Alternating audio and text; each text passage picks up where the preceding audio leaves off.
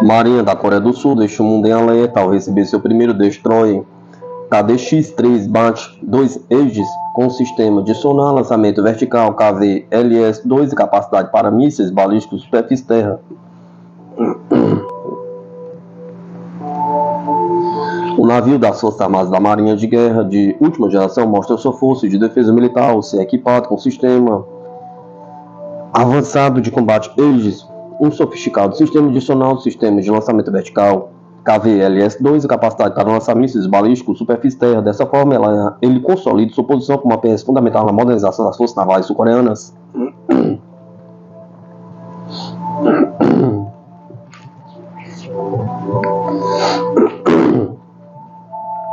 O KDX-3-2 Aegis, por sua vez, apresentou nova era para os destroyers das Forças Armadas da Marinha da República da Coreia. Esses navios foram projetados para reforçar a defesa militar marítima do país. Com os desafios crescentes da região do Indo-Pacífico, a necessidade de forças navais robustas se torna mais evidente. Esta classe de destroyers é uma evolução significativa em relação ao KDX-3 iniciais, incorporando inovações tecnológicas que ampliam sua capacidade de combate, defesa e projeção de força.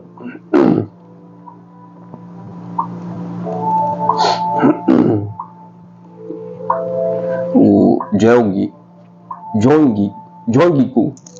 de Gretchen, um dos navios dessa nova classe, tem um deslocamento padrão de aproximadamente 8.200 toneladas quando carregado. Esse número aumenta para 12.000 toneladas, evidenciando sua imponência. Com mais de 170 metros de comprimento, o Jeonggi-ku de Gretchen se destaca como uma das embarcações mais poderosas já construídas na Ásia. Agora, mais do que nunca, é crucial para a Marinha sul-coreana manter sua posição de destaque no cenário de segurança marítima. Portanto, com o uso do KDX-3-2 Aegis, capacidade para lançar mísseis balísticos superfície-terra, o país se prepara para enfrentar os desafios do futuro, garantindo uma defesa poderosa. Diante desse panorama, fica evidente o compromisso da Coreia do Sul com a modernização de suas forças navais, não apenas o KDX-3-2 Aegis, mas toda a frota.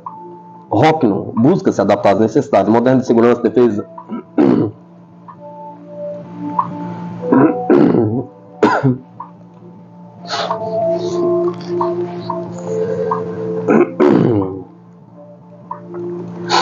Destroyer furtivo será o lar da primeira arma hipersônica em um navio de guerra dos Estados Unidos.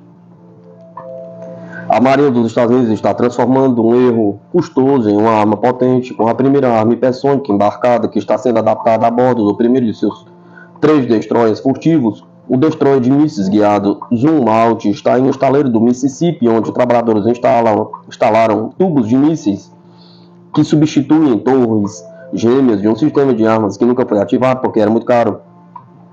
Quando o sistema estiver completo, o Zoom Out fornecerá uma plataforma para conduzir ataques rápidos e precisos de distâncias maiores, aumentando a utilidade do navio de guerra.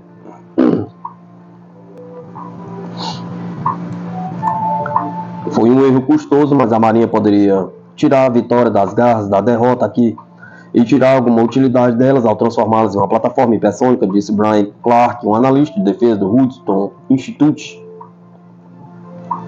Os Estados Unidos têm desenvolvido vários tipos de armas hipersônicas nas últimas 2 décadas, mas testes recentes da Rússia e da China aumentaram a pressão sobre os militares americanos para acelerar sua produção.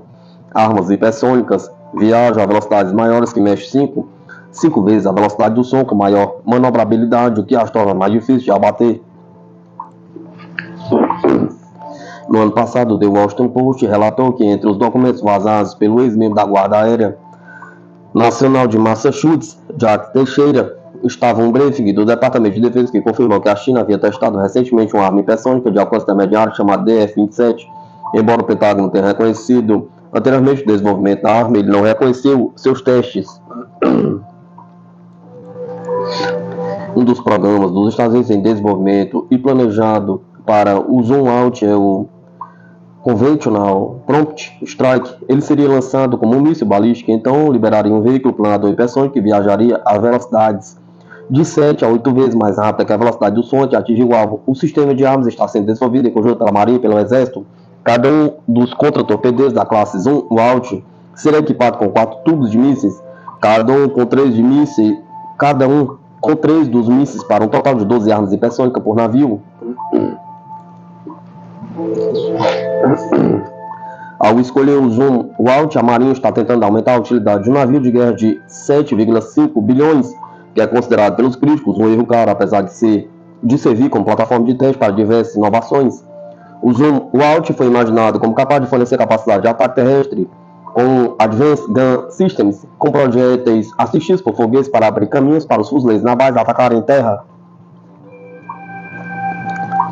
Mas o sistema com canhões de 155 mm escondidos em torres furtivos foi cancelado porque cada um dos projetos assistidos por foguetes custava entre 800 mil e $1 milhão.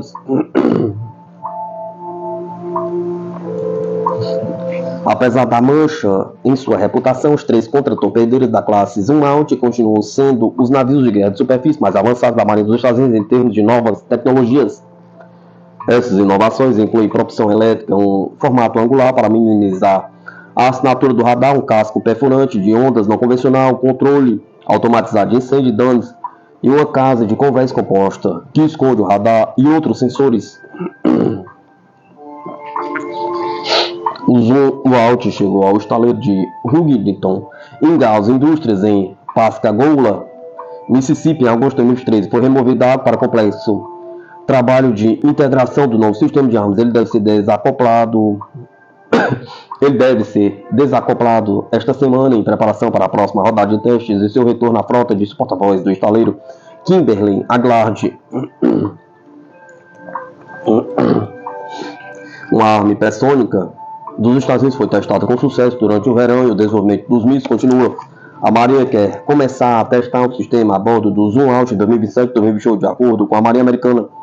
O sistema de armas dos Estados Unidos terá um preço alto, custaria quase 18 bilhões para comprar 300 dessas armas e mantê-las por 20 anos, de acordo com o Congressional Budget Office. Os críticos dizem que o retorno financeiro é muito baixo. Este míssil em particular custa mais do que uma dúzia de tanques. Tudo que ele te dá é uma explosão precisa, não nuclear. Em algum lugar muito distante, realmente vale o dinheiro? Pergunta. A resposta é que na maioria das vezes o míssil custa muito mais do que qualquer alvo que você possa destruir com ele, disse Lauren Thompson, um analista militar de longa data em Washington.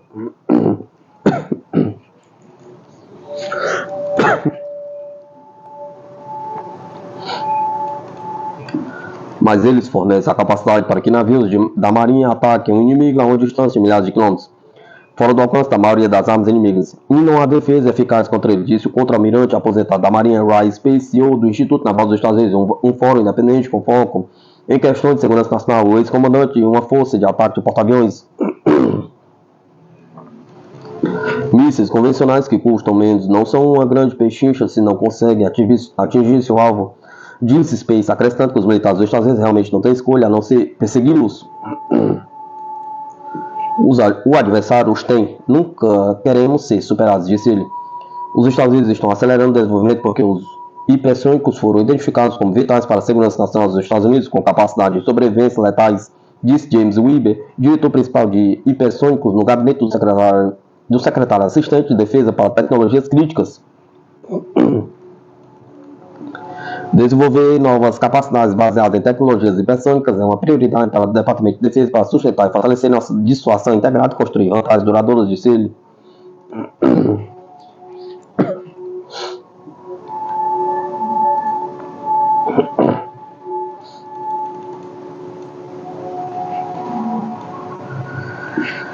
Força Aérea Argentina revoluciona ao retomar a produção da bomba planadora Dardo. Após uma década parada, a arma promete alcançar até 200 km com alta tecnologia, segurança e precisão.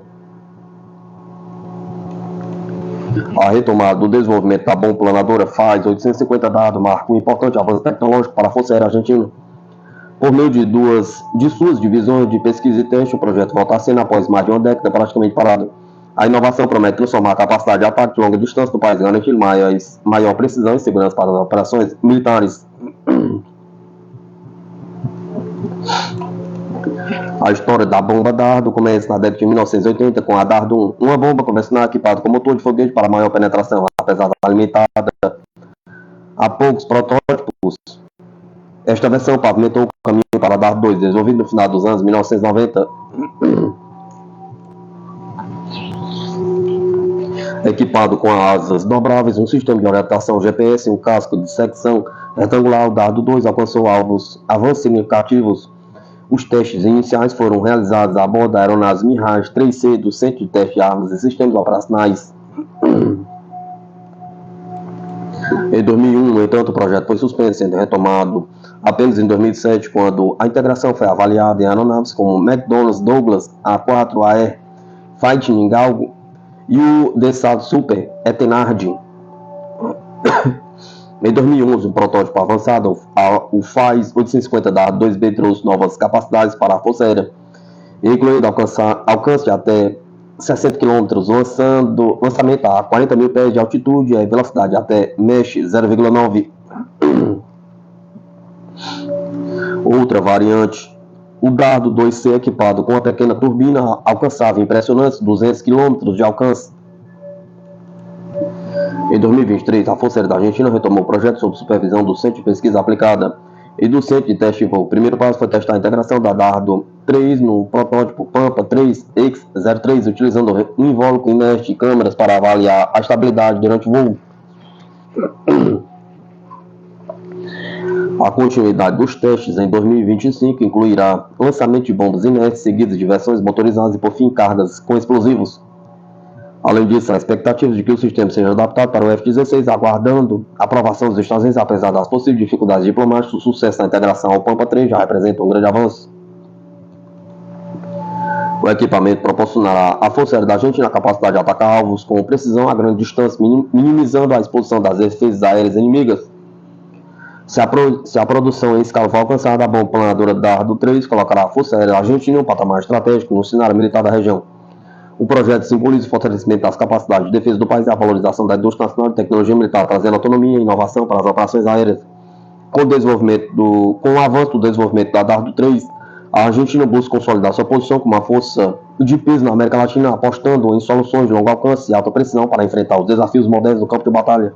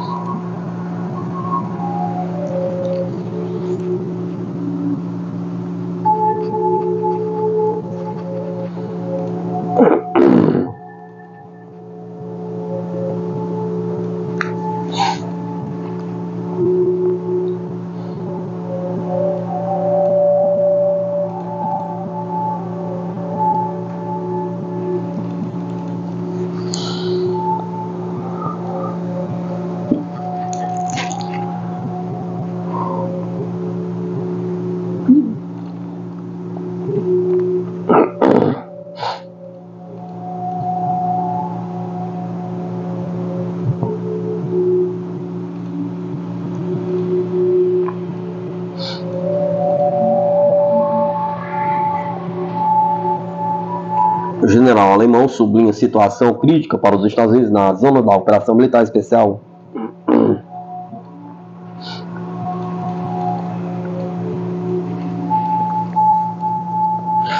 O plano dos Estados Unidos para enfraquecer a Rússia não funcionou e a situação das forças armadas da Ucrânia está se deteriorando constantemente.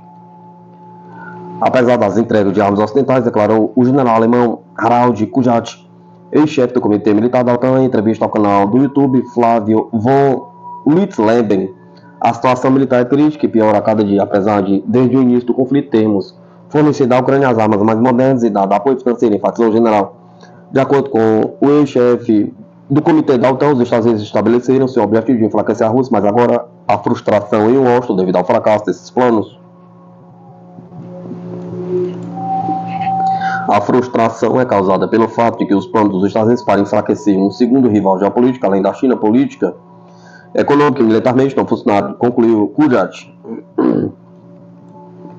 Moscou alertou repetidamente que a OTAN está brincando com fogo ao fornecer armas à Ucrânia, que os comboios estrangeiros com armas seriam um alvo legítimo para o seu exército assim que atravessasse a fronteira. Segundo o Kremlin, a política ocidental de fornecer armas à Ucrânia não contribuiu para eventuais negociações entre a Rússia e a Ucrânia, provocam um efeito muito negativo.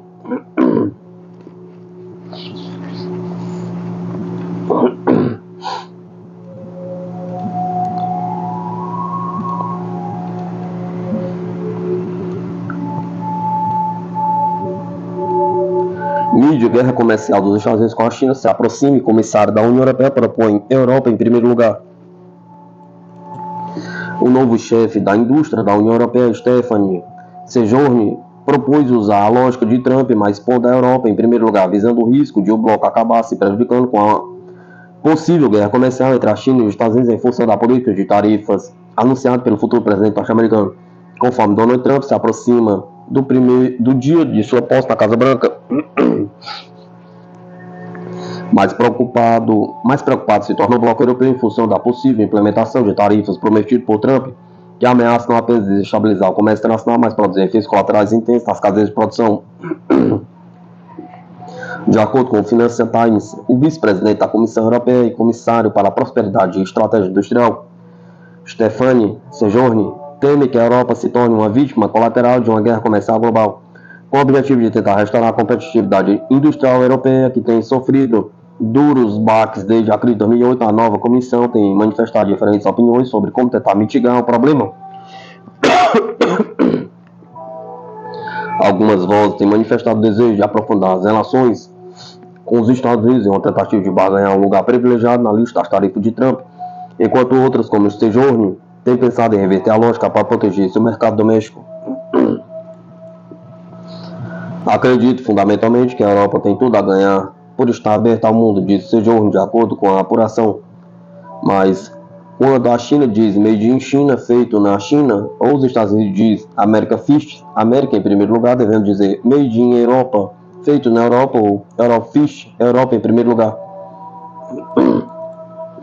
A preocupação do comissário é que, com o fechamento do comércio dos Estados Unidos, a Europa acaba se tornando um destino frágil para o escoamento da produção, que facilmente poderia minar sua capacidade produtiva. Não se trata de protecionismo, porque a Europa realmente não tem interesse em uma guerra comercial global, acrescentou a autoridade, afirmando que o crescimento é fruto do desenvolvimento estratégico das indústrias europeias.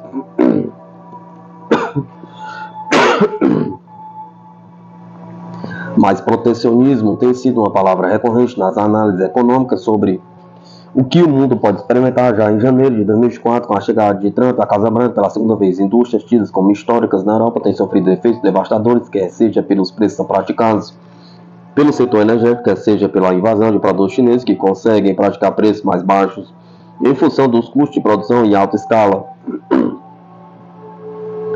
Queremos dar vida a uma política industrial europeia e a uma doutrina econômica que não tivemos até agora, disse Sejourne. Sua afirmação, no entanto, tem como pano de fundo uma série de esforços para contornar problemas com a indústria criativa europeia e as perdas de centenas de milhões de investimento.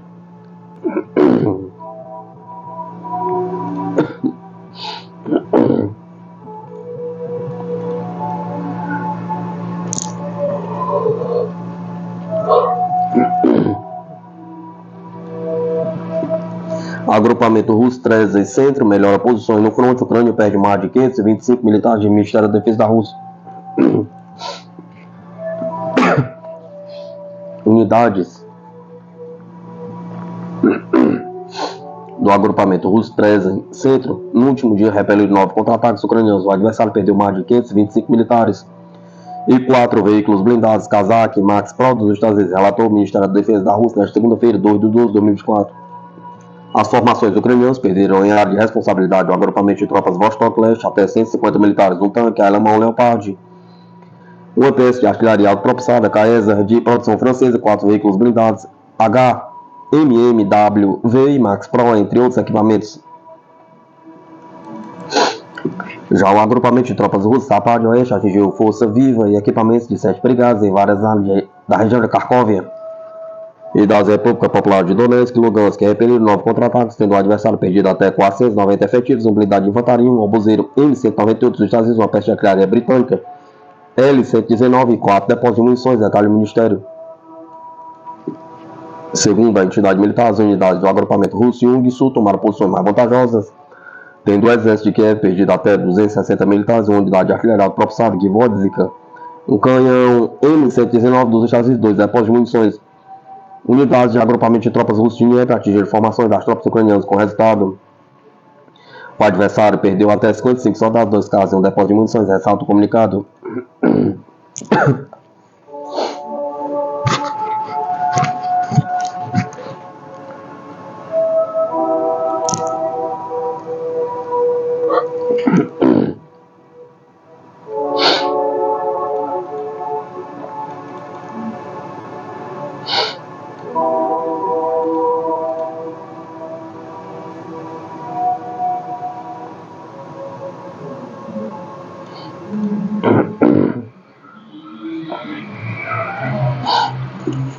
Revelada a tecnologia espacial por trás do letal míssil russo Oreshnik, capaz de atingir velocidades hipersônicas inéditas, utilizando trajetória elevada e projetando estrategicamente para fortalecer o exército russo.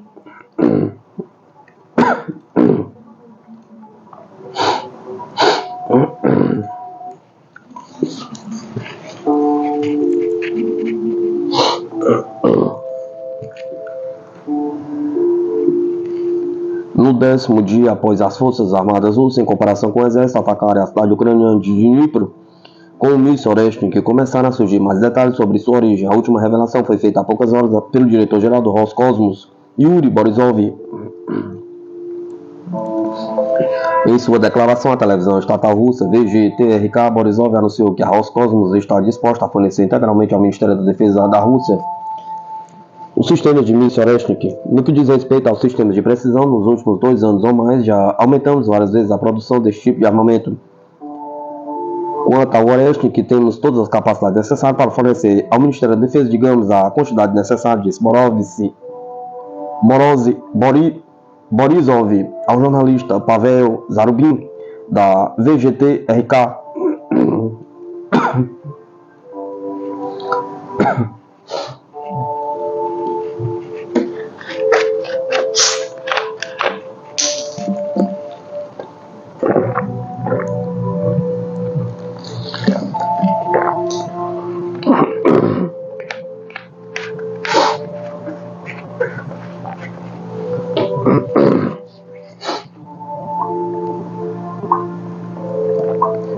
O anúncio de Borisov lançou uma nova luz sobre o sistema híbrido Oreshnik, que talvez abra uma nova direção para a investigação. Isso é particularmente relevante, considerando que tudo o que foi dito e escrito desde 21 de novembro até hoje foi especulativo, já que não há informações oficiais sobre o sistema de mísseis na Rússia.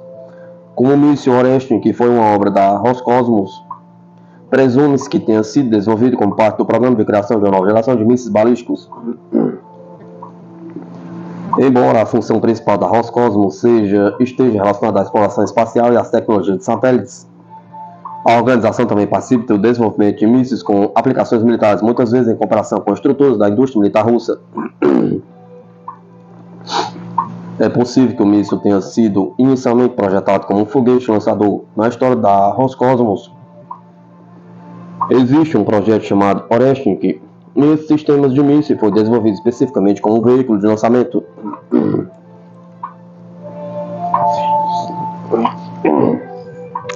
O foguete lançador Oreshnik, desenvolvido pela Roscosmos, representa uma abordagem inovadora para o lançamento de pequenos satélites. Isso faz parte dos esforços da Rússia para captar uma fatia maior do mercado mundial de sistemas de satélites compactos, que está crescendo rapidamente devido às aplicações comerciais e científicas.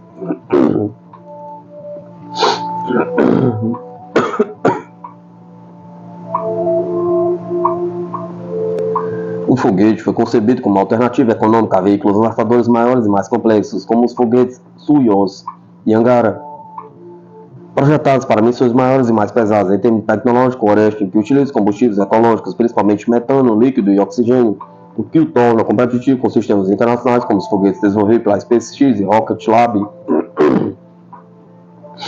que também enfatiza a redução de emissões nocivas. Além de suas vantagens ambientais, o sistema está otimizado para uma preparação e lançamento rápidos, o que o torna especialmente útil para missões com prazos apertados ou requisitos de flexibilidade.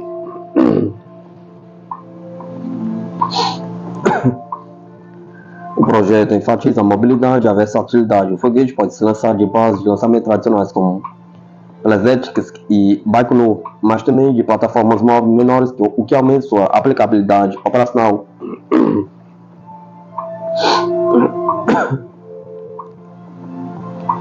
Com a capacidade de carga útil adequada para microsatélites e pequenas constelações de satélites, o Oreshnik é direcionado a missões de observação da Terra, cobertura de internet e outras aplicações onde pequenos satélites são componentes-chave. O desenvolvimento do Oreshnik é um movimento estratégico da Roscosmos para permanecer competitivo em a indústria espacial cada vez mais comercializada. O interesse da Rússia por foguetes leves não é casual, trata-se de um setor em que a relação custo-benefício e a capacidade de produção em massa desempenharão um papel cada vez mais importante para atrair clientes internacionais. Além disso, o exército russo pode se beneficiar diretamente dessas inovações utilizando tecnologias avançadas para modernizar suas operações estratégicas. Se o projeto for bem sucedido, poderá ser um passo importante para a modernização do programa espacial e militar russo. Portanto, pode-se supor que após a declaração de Borisov, a existência histórica de tal foguete, o Oreshnik, pode ser um projeto híbrido com componentes provenientes das tecnologias espaciais e militares da Rússia. O míssil posiciona-se como uma arma moderna de alta velocidade e manobrabilidade, utilizando tecnologias que complicam sua interceptação por sistemas de defesa antimísseis. O que sabemos de fontes russas sobre este míssil Oreshnik, lançado em 21 de novembro contra a cidade ucraniana de Dnipro, pergunta. Segundo fontes russas, o míssil estava equipado com ogivas convencionais e atingiu uma velocidade superior a 13.000 km por hora no momento do impacto.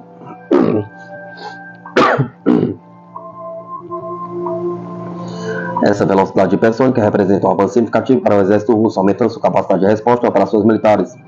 O objetivo principal do ataque foi a planta Uzmash, uma empresa-chave para a tecnologia de mísseis da Ucrânia. Segundo algumas fontes, o ataque não causou danos significativos, mas é considerado uma demonstração de poder militar e uma ferramenta psicológica.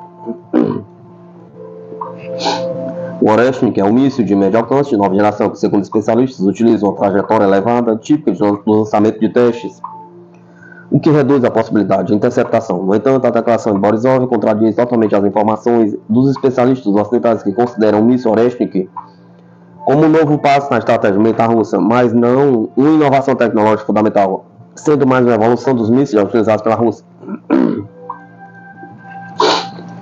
De acordo com especialistas ocidentais, é provável que o míssil derive da série RS-26 Rubens, um míssil balístico de alcance intermediário desenvolvido há mais de uma década. Algumas fontes sugerem que o Oreshnik pode ser uma variante modificada, utilizando tecnologias conhecidas para impacto estratégico mais adaptado para novos propósitos. Há também análise que sugere que o míssil Oreshnik é mais uma demonstração publicitária do que uma verdadeira inovação estratégica. Segundo essas análises, o objetivo da Rússia com tais demonstrações é aumentar seu poder militar aos olhos do mundo, criando uma impressão de progresso enquanto a realidade adapta mísseis antigos.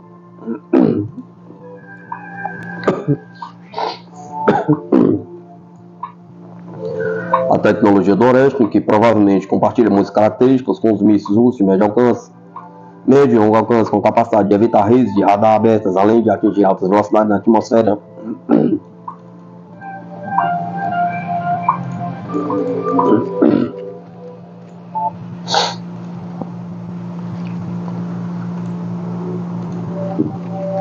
Ao mencionar que a Roscosmos poderia fornecer ao Ministério da Defesa o controle do sistema de míssil Oreshnik, Yuri Borisov, diretor da Roscosmos, sugere um movimento estratégico importante que demonstra o estreito vínculo entre o programa espacial da Rússia e a sua indústria militar. Isso indica que a tecnologia desenvolvida pela Roscosmos pode ser adaptada e utilizada com fins militares, como parte da integração de tecnologias espaciais na infraestrutura de defesa. Essa informação demonstra que o míssil Oreshnik pode ter implicações tanto civis quanto militares.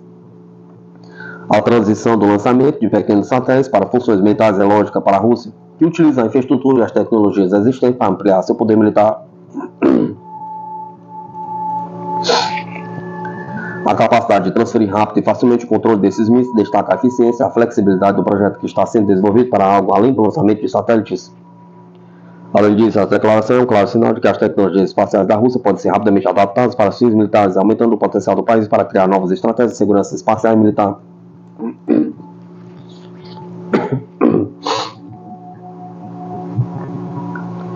Essa integração de tecnologias civis e militares pode ser crucial para fortalecer a posição da Rússia no cenário global em futuros conflitos geopolíticos, oferecendo ao exército russo uma vantagem estratégica ao utilizar inovações espaciais adaptadas para a defesa. O presidente russo, Vladimir Putin, declarou em 21 de novembro que os Estados Unidos e seus aliados não autorizaram previamente o uso de armas de precisão de longo alcance, o que provocou ataque às instalações militares russas na região de Bryansk e Kursk, com mísseis americanos e ingleses. Segundo Putin, em resposta a esses ataques, Moscou utilizou pela primeira vez seu mais recente míssil balístico não nuclear de médio alcance, o Oreshnik, que atingiu a instalação dentro do complexo militar industrial da Ucrânia, a planta Yuzmash, em Dnipro, antiga Dnipropetrovsk. Esse movimento destacou a capacidade do exército russo em implementar armas de precisão em cenários estratégicos.